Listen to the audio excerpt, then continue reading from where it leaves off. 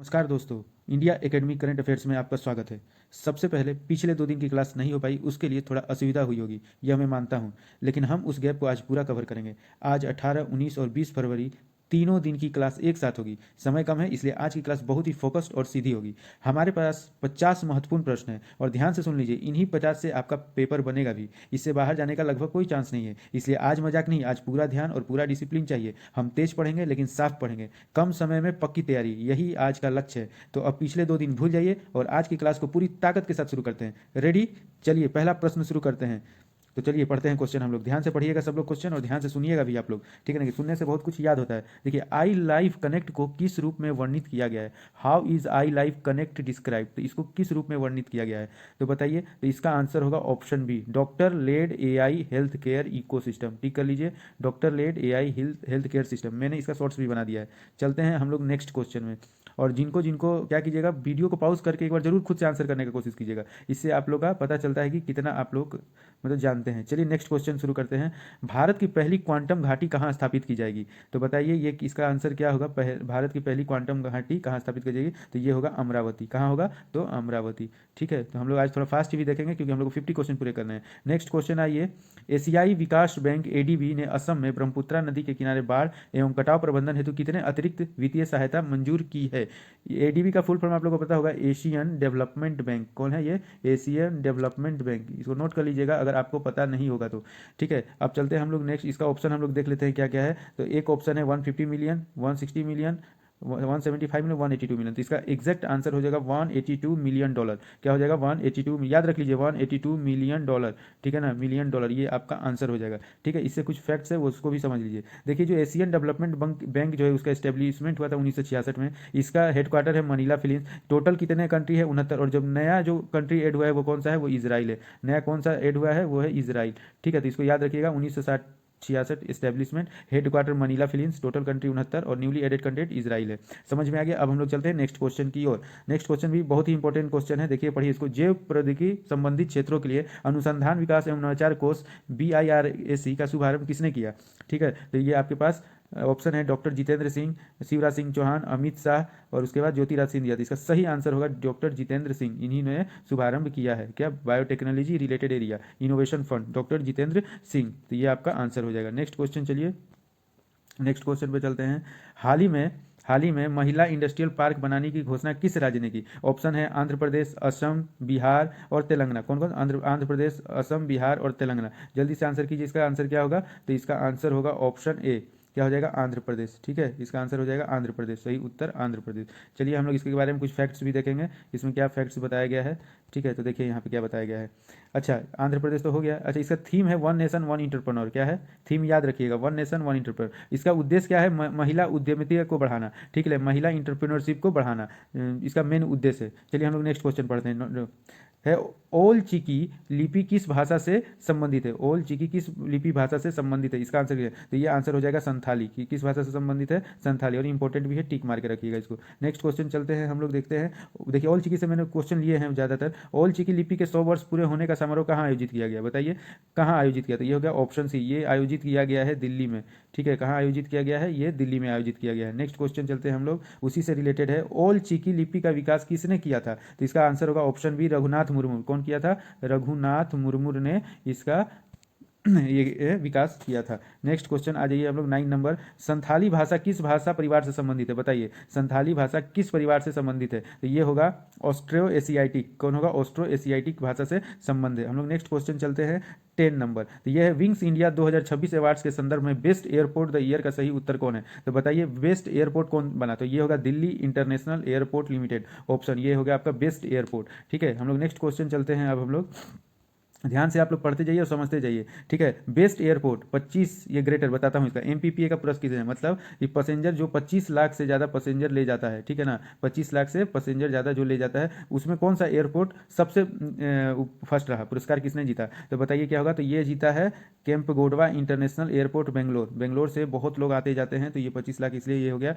केम्पगोडवा international airport, option B. Next question आइए इसी तरह। बेस्ट एयरपोर्ट 10 से 25 मतलब 10 से 25 के बीच में पुरस्कार किसे मिला, मतलब 10 लाख से 25 लाख जो पैसेंजर ले जाते हैं उसका अवार्ड किसको मिला है, तो ये अवार्ड मिला है किसको, तो ये अवार्ड मिला है पुणे एयरपोर्ट को, ऑप्शन सी हो जाएगा, किसको मिला है, पुणे एयरपोर्ट को इसका अवार्ड मिला है। अब हम लोग नेक्स्ट क्वेश्चन 30 नंबर आते हैं, बेस्ट एयरपोर्ट 5 to 10 lakhs, ठीक है ना, का पुरस्कार किसे मिला है, तो ये मिला है लखनऊ एयरपोर्ट को, किसको मिला है, लखनऊ। समझ में आ गया। 25 से अगर ऊपर हो तो आप लोग बेंगलोर वाले एयरपोर्ट पे कीजिएगा, 10 से 25 है तो आप लोग बता दीजिएगा कौन सा एयरपोर्ट है, ठीक है, और जो 5 से 10 है वो लखनऊ है, तो इसको आप लोग दिमाग में भर लीजिए, ये आ सकता है क्वेश्चन। 14 नंबर क्वेश्चन आते हैं, केंद्र सरकार ने सवालकोट हाइड्रोलिटिक प्रोजेक्ट पर काम शुरू करने का आदेश किस नदी पर दिया, तो बताइए, ये अच्छा क्वेश्चन है, ठीक है, एग्जाम पॉइंट ऑफ व्यू से भी ये अच्छा क्वेश्चन है, ये आएगा एग्जाम में। केंद्र सरकार ने सवालकोट हाइड्रो इलेक्ट्रिक प्रोजेक्ट पर काम शुरू करने का उद्देश्य किस नदी पर दिया, तो ये होगा ऑप्शन बी चेनाब, किस नदी पर दिया है, चेनाब नदी पे दिया है, चेनाब नदी पे ये दिया है। चलिए अब हम लोग नेक्स्ट क्वेश्चन 50 नंबर चलते हैं, ध्यान से आप लोग इसको प्रैक्टिस कर लीजिएगा, मैं ज़्यादा देर का नहीं लूंगा करंट अफेयर्स, लेकिन मैं जितना बताऊंगा सबको तोड़ तोड़ के क्वेश्चन बनाया हूँ, एक भी क्वेश्चन बाहर नहीं जाएगा, सिर्फ मेरा करंट अफेयर्स आप लोग 5 मिनट 10 मिनट का वीडियो पढ़ा है उसको एक एक बार आप लोग रिवीजन करते रहे, मैं गारंटी लेता हूँ अगर आप लोग 5-10 मिनट भी दे देते हैं करंट अफेयर्स तो ये कहीं नहीं जाने वाला है, बाकी और सब सब्जेक्ट में आप देते रहिए जितना टाइम देना है। चलिए 50 नंबर आइए, under water twin tube road और रेल टनल किस स्थान के बीच बनाया जा रहा है, बताइए 15 का आंसर। अच्छा क्वेश्चन है, थोड़ा सोचिएगा, तो ये बनाया गया है कोलकाता हावड़ा, किसके बीच, कोलकाता हावड़ा में under water twin tube road और रेल टनल दोनों साथ में ही बन रहा है, तो अच्छी बात है, ठीक है ना, कि दोनों, एक तो ट्यूब रोड भी हो जाएगा ऊपर से टनल भी बन जाएगा, तो अच्छा हो जाएगा। चलिए नेक्स्ट क्वेश्चन चलते हैं हम लोग, 60 नंबर क्वेश्चन है, ठीक है, तो ये जो under water twin table tunnel बन रहा है परियोजना, इसकी लंबाई बताइए लगभग कितनी किलोमीटर है, तो इसकी लंबाई लगभग है 34 किलोमीटर, कितना किलोमीटर है इसकी लंबाई, 34 किलोमीटर, ठीक है। चलिए अब लोग नेक्स्ट क्वेश्चन चलते हैं, देखिए अंडर वाटर ट्यूनल किस परियोजना की अनुमानित लागत है, मतलब कितना इसका लागत लगा होगा ये बताना है आपको, तो रुकिए एक मिनट, थोड़ा सा इसको स्क्रीन पर पूरा लाने दीजिए, हाँ अब बताइए अंडर वाटर टनल परियोजना की अनुमानित लागत कितनी है, कितना लागत होगा इसका, जल्दी से आंसर कीजिए, तो ये सी हो जाएगा 18,662 करोड़ रुपया इसका लागत है, तो बहुत ही पैसे खर्च हो रहे हैं लेकिन अच्छा काम हो रहा है, ठीक है, 18,662 करोड़ रुपया इसका लागत है। चलिए नेक्स्ट क्वेश्चन चलते हैं 18 नंबर, हाँ उसी से रिलेटेड है, अंडर वाटर टनल परियोजना का फाउंडेशन स्टोन किसने, अच्छा इसका फाउंडेशन स्टोन किसने रखा था, तो बताइए, ये तो बहुत ही इंपॉर्टेंट सवाल है, ये नरेंद्र मोदी, जो कि कहीं भी उद्घाटन होता है तो नरेंद्र मोदी जी तो वहाँ जाएंगे ही, हमारे प्रधानमंत्री हैं, तो स्वाभाविक से जब भी कोई बड़ा प्रोजेक्ट होता है तो इनका ये झंडा जरूर आते हैं उसको ये करने के लिए।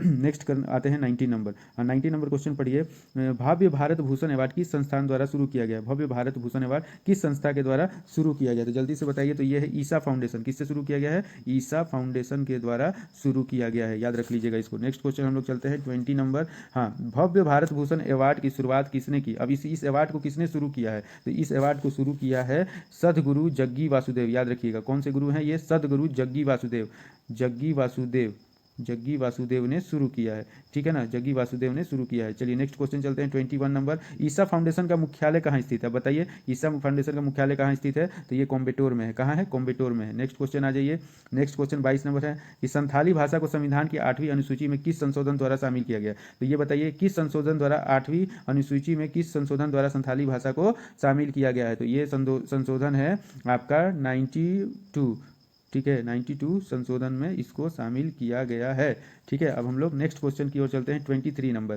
ठीक है, ऑपरेशन सिंदूर की सफलता के लिए किसे सम्मानित किया गया, ऑपरेशन सिंदूर की सफलता के लिए किसे सम्मानित किया गया, तो ये हो जाएगा option B, Indian armed forces की तीनों शाखाओं को सम्मानित किया गया, किसको सम्मानित किया है, इंडियन आर्म्ड फोर्सेज की तीनों शाखाओं को ये सम्मानित किया गया। अब हम लोग नेक्स्ट क्वेश्चन चलते हैं 24 नंबर, देखिए इसको मैं आप लोग के लिए क्या किया है ना कि वन लाइनर रिवीजन के लिए बना दिया गया कि ओल चिकी क्या है, तो संताली लैंग्वेज है, डेवलपर कौन है इसका, तो रघुनाथ मुर्मू है, 100 ईयर्स सेलिब्रेशन कहाँ हुआ, तो दिल्ली में हुआ, इसका लैंग्वेज फैमिली कौन है, तो एस्ट्रोस्टेटिक इसका है, तो ये वन लाइनर दे दिया, एक बार आप लोग थोड़ा सा नजर पे देख लीजिएगा एग्जाम के भी टाइम। अच्छा चलिए 24, हाल ही में चर्चा में रहा गलतिया वे भारत के किस द्वीप समूह पे स्थित है, तो बताइए 24 का आंसर क्या होगा, तो ये होगा अंडमान एवं निकोबार द्वीप समूह, ठीक है, गलतिया बे, तो ये कहाँ पे है, तो अंडमान एंड निकोबार द्वीप समूह, ठीक है, ऑप्शन बी। नेक्स्ट क्वेश्चन आइए 25, ग्रेट निकोबार इंफ्रास्ट्रक्चर प्रोजेक्ट को किस संस्था ने मंजूरी दी है, ग्रेट निकोबार इंफ्रास्ट्रक्चर प्रोजेक्ट को किस संस्था ने मंजूरी दी है, तो इसका आंसर हो जाएगा आपका राष्ट्रीय हरित अधिकरण एनजीटी,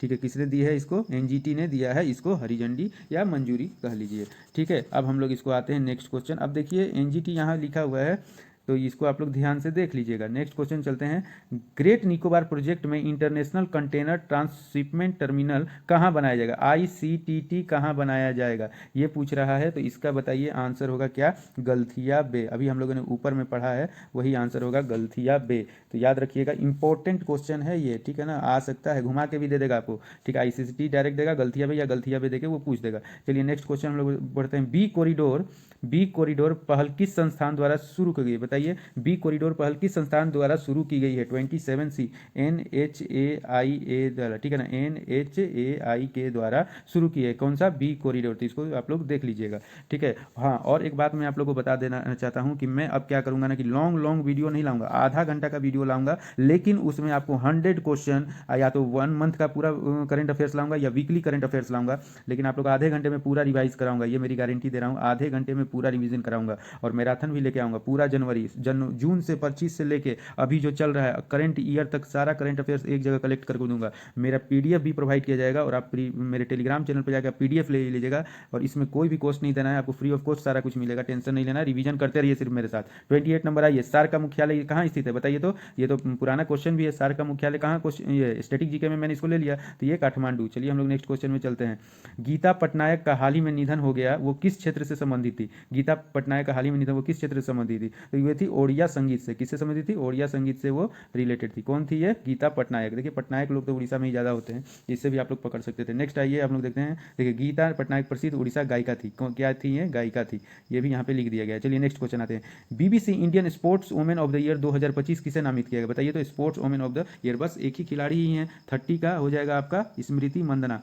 जो कि बहुत ही अच्छी फॉर्म में चल रही हैं, और हाल ही में इन्होंने RCB का जो IPL होता है वुमेन IPL उन्होंने ये जीता है, ठीक है ना। तो वो वाला क्वेश्चन मैं करवा दिया हूँ, तो उसको आप लोग पढ़ लीजिएगा, ठीक है ना। और इसका रनर दिल्ली कैपिटल्स हुआ है 31। आइए देखिए यहाँ पे लिखा गया स्मृति मंदना को 2025 का BBC India sports women of the year चुना गया। नेक्स्ट क्वेश्चन आइए, अब इसी में हम लोग 2-3 क्वेश्चन ले लिए हैं कि BBC emerging player of the year chess पुरस्कार किसे मिला, तो चेस भी इंपॉर्टेंट है, इसका भी क्वेश्चन देख लीजिए क्या होगा, तो ये हो जाएगा दिव्या देशमुख। कौन हो जाएगा ये, दिव्या देशमुख, ये भी लेडीज ही हैं, दिव्या देशमुख को ये अवार्ड मिला। अब नेक्स्ट आइए, नेक्स्ट क्वेश्चन देखते हैं, ठीक है, 32 नंबर, दिव्या देशमुख ने कम उम्र में, एक मिनट रुक जाइए थोड़ा सा, हाँ इसको आइए हम लोग देखते हैं, कम उम्र में FID वोमेंस वर्ल्ड कप जीतकर इतिहास रचा था। देख लीजिए कौन सा ये वर्ल्ड कप जीती, FID वोमेंस वर्ल्ड कप जीतकर इतिहास रचा था, कौन ही है, दिव्या देशमुख। चलिए नेक्स्ट क्वेश्चन पढ़िए, BBC पारा sports women of the year पुरस्कार किसे मिला, तो बताइए BBC पारा स्पोर्ट्स वुमेन किसे मिला, तो ये हो जाएगी प्रीति पाल। किसको मिला है, तो ये प्रीति पाल को मिला है, ठीक हो गया। कौन सा ये वर्ड, पारा स्पोर्ट, पारा से ये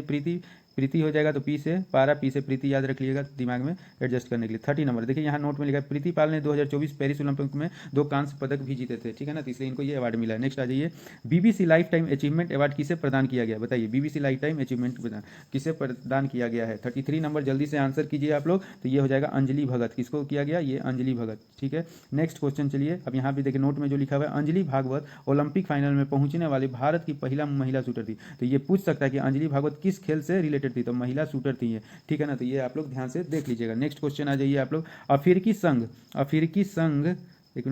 संघ जिसको हम लोग इंग्लिश में बोलेंगे अफ्रीकी यूनियन का 39वां शिखर सम्मेलन कहाँ आयोजित किया गया, तो बताइए कहाँ आयोजित किया गया, तो ये हो जाएगा अदीस अबाबा इथोपिया, ठीक है, अदीस अबाबा इथोपिया, कहाँ आयोजित किया गया, अदीस अबाबा इथोपिया। नेक्स्ट क्वेश्चन आ जाइए, अफ्रीकन यूनियन का मुख्यालय अदीस अबाबा में स्थित है, इसको भी नोट डाउन कर लीजिएगा, अफ्रीकन यूनियन का मुख्यालय अदीस अबाबा में स्थित है। नेक्स्ट क्वेश्चन आ जाइए, किस राज्य ने अगले 25 वर्षों के विकास के लिए कॉम्प्रिहेंसिव अर्बन पॉलिसी को मंजूरी दी है, बताइए अर्बन पॉलिसी को मंजूरी दी है, कौन सा स्टेट हो सकता है ये, जल्दी से बताइए आप लोग, तो ये स्टेट है केरल। कौन सा स्टेट है ये, केरल ने मंजूरी दी है।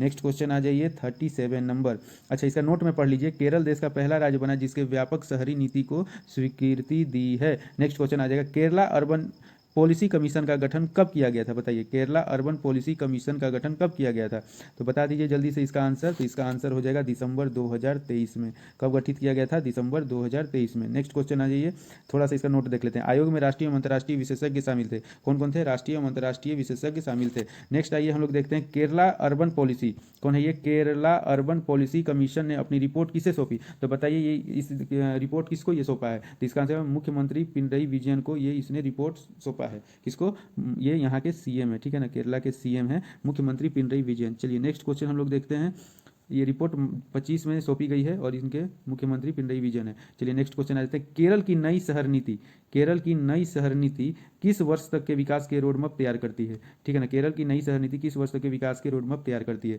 तो जल्दी से आंसर दीजिए, क्या हो जाएगा? तो इसका होगा 2050 तक। कब इसका किया गया है? 2050 तक। चलिए नेक्स्ट क्वेश्चन। चलिए 39 क्वेश्चन हो चुके हैं। 39 क्वेश्चन आप लोग देखिएगा कितना सही किए हैं, कितना गलत कर रहे हैं। लेकिन मैं यही बात बोलूंगा कि ये रिवीजन है, रिवीजन करते रहिए, गलत से डरिए मत। जितना गलत होगा उसको फिर एक बार देख लीजिएगा, बहुत शॉर्ट में बताऊंगा और आप लोग इसको कर लीजिएगा। चलिए नेक्स्ट क्वेश्चन देखते हैं हम लोग। देखिए यहाँ क्या लिखा है, 2050 तक केरल की लगभग 80% आबादी शहरों में रहने का अनुमान है। मतलब जो गाँव से हैं वो लोग शहर की ओर लौट रहे हैं। तो 2050 तक लग रहा है कि 80% लोग शहर लौट जाएंगे। चलिए नेक्स्ट क्वेश्चन पढ़िए।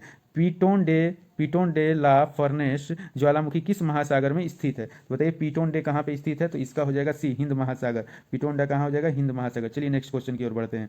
41 नंबर। अच्छा यहाँ पढ़ लीजिए, यह ज्वालामुखी रीयूनियन द्वीप पर स्थित है। ये द्वीप पूछेगा तो क्या बोलेगा? रीयूनियन द्वीप, रीयूनियन द्वीप पर स्थित है। अच्छा नेक्स्ट आ जाइए 41। G7 की स्थापना किस वर्ष हुई थी? G7 की स्थापना किस वर्ष हुई थी? बताइए तो जल्दी से। स्टैटिक जी के इसको मान के चलिए, बीच बीच में मैंने क्या किया, स्टैटिक जी के ला दिया, क्योंकि इससे भी क्वेश्चन आ जाता है कभी कभी। तो ये होगा 1975। कब हुई? 1975 में स्थापना हुई थी। ठीक है ना। G7 में कौन कौन मेंबर हैं देश के, ये भी याद रखिएगा।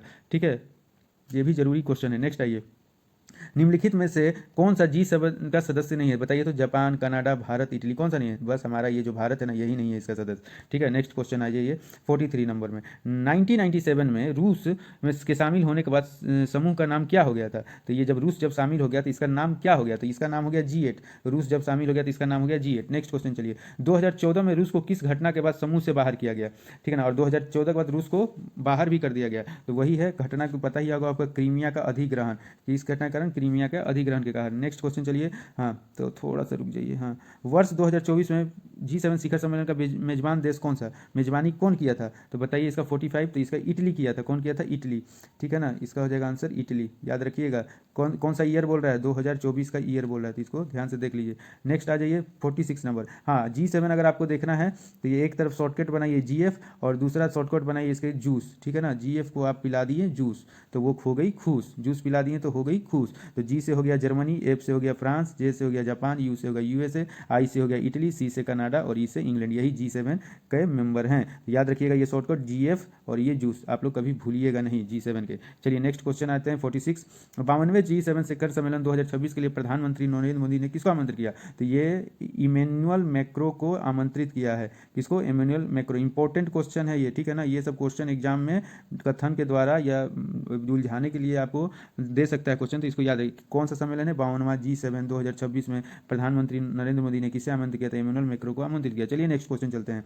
हाँ तो नेक्स्ट क्वेश्चन है, वर्ष 2026 में G7 शिखर सम्मेलन की अध्यक्षता कौन सा देश करेगा? देखिए अब तो हम लोग 25 पढ़े थे, 26 का कौन करेगा अध्यक्षता? कौन सा देश करेगा? तो एक बात थोड़ा सा इसमें देखिएगा ना कि इसमें क्या किया गया है कि ये ऑप्शन गलत दे दिया गया है। तो थोड़ा सा करेगा कौन 2026 का? तो ये फ्रांस। इसमें ऑप्शन डाल दीजिए कि फ्रांस इसका करेगा। तो ऑप्शन ऐसे नहीं होना चाहिए था कि ईयर वाइज दे दिया गया, लेकिन आप याद रख लीजिएगा कि इसका आंसर होगा फ्रांस इसका अध्यक्षता करेगा। तो याद रखिएगा ये ऑप्शन गलत दे दिया गया। हम लोग ऑप्शन पर नहीं जाना चाहते, डायरेक्ट आंसर बता रहे हैं हम। चलिए 48 नंबर बताइए। अंटार्कटिका में भारत का पहला रिमोट अल्ट्रासाउंड किस संस्थान ने ये किया है? बताइए तो किस संस्थान ने इसको किया है? तो ये होगा एम्स न्यू दिल्ली। कौन होगा ये? AIIMS new Delhi. Next question, Robert Duwal जिनका हाल ही में 95 वर्ष की आयु में निधन हुआ किस पैसे से जुड़े थे? तो ये थे अभिनेता। क्या थे? ये अभिनेता। रॉबर्ट डुवाल जिनके हाल ही में 95 वर्ष की आयु में निधन हुआ किस पैसे जुड़े? तो ये है अभिनेता। नेक्स्ट क्वेश्चन आइए।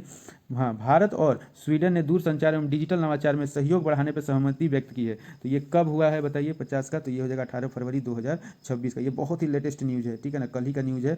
क्या हुआ है? भारत और स्वीडन दोनों के बीच डिजिटल नवाचार सहयोग बढ़ाने पर सहमति बनाई गई 18 फरवरी 2000 से। वही AI को लेकर ही आजकल बोलबाला है। ठीक है, तो ये रहा आज के टॉप मोस्ट 50 क्वेश्चन जो एग्जाम के लिए इंपॉर्टेंट हो सकते हैं। तो इसको आपको क्या करना है? रिवीजन करते रहना। नहीं रिवीजन कीजिएगा तो भूल जाइएगा। रिवीजन के लिए आपको ज़्यादा टाइम भी नहीं देना है। ठीक है ना, बस 5 मिनट इसको जल्दी जल्दी 2x की स्पीड से देख लेना है। चलिए ये क्वेश्चन आप लोग के लिए छोड़ के जा रहा हूँ। यह घोषणा, ये जो भारत और स्वीडन का था, यह घोषणा नई दिल्ली में आयोजित किस सम्मेलन के दौरान हुई? तो G20 summit, digital India summit, Bharat USA tech summit और भारत भारत या इम्पैक्ट समिट, ये चारों ऑप्शन है और ये इंपॉर्टेंट भी है, ठीक है ना। कहाँ आयोजित हुई सब देख लीजिएगा और कमेंट बॉक्स में इसका आप लोग हमको आंसर लिख के भेजिएगा, मैं चेक करूंगा कौन कौन आंसर इसके देते हैं, ठीक है। तो आज आप लोगों ने देखा 18, 19 और 20 के टॉप 50 क्वेश्चन जो एग्जाम के लिए इंपॉर्टेंट हो सकते हैं और आना भी चाहिए, ठीक है। तो आज के लिए इतना ही रहने देते हैं, हम लोग फिर आएंगे एक ऐसे ही मतलब मैराथन टाइप का क्लास लेके आएंगे, लेकिन शॉर्ट में आएंगे, ठीक है ना। 10, 15, 20, 25 मिनट में ही सारा क्वेश्चन निपटा देना है, ठीक है। तो ऐसे ही करंट अफेयर्स के साथ मेरे साथ जुड़े रहिए, इंडिया एकेडमी करंट अफेयर्स के साथ जुड़े रहिए, ठीक है ना। चैनल को अच्छा लगे तो देखिए, मैं जबरदस्ती नहीं बोलता हूँ, लेकिन अगर अच्छा लगेगा तो लाइक कीजिएगा, सब्सक्राइब कीजिएगा और दोस्तों को शेयर कीजिएगा, ठीक है। सबको बहुत बहुत धन्यवाद। Thank you all of you.